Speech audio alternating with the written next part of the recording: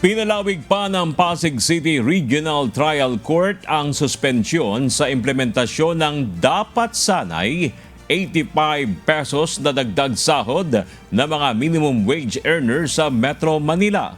Ito'y matapos ipag-utos ng Pasig RTC ang paglalabas ng preliminary injunction sa pagpapatupad ng aumento sa sahod kasabay ng araw ng pagtatapos ng bisa ng Temporary Restraining Order o TRO na una nang inilabas ng korte.